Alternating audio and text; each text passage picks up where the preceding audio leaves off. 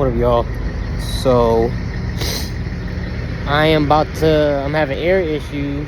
My air dryer, I pulled over to take my 30-minute break. I see my gauges dip down to 100. Turn the engine off, it dropped to 80.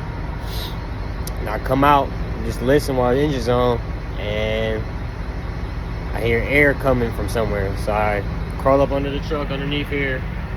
My air dryer is right there. I'll show y'all in a second. And air's coming from the top of the cartridge. So what I'm gonna do right now is bypass it until I get back to the crib. So here we go.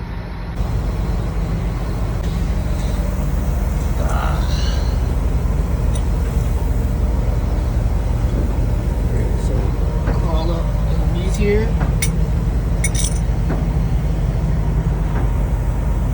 Gotta remove this line and this big one right here and connect them together, and we'll be all set. So let's see how that goes. Alright, so just connected the big hose, which is right here. That was right there. And let's do a small hose. Now let's connect it right underneath here. We should be good now. It was leaking from right here. I was trying to do something here, but disregard that. And yeah, so that's how you bypass.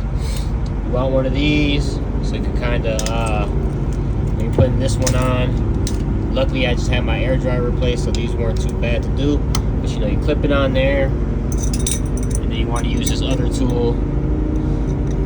Sorry, I forget the names. I just motherfucking use the tools. This is what I do. But use that to hold that there. Use both your hands and twist opposite directions, obviously, to tighten it, and you're all set. And this is why I use to get this one off, and to get the big one off, I use this because that was not big enough, and that was not big enough, and I didn't want to strip anything. So let's see how this works.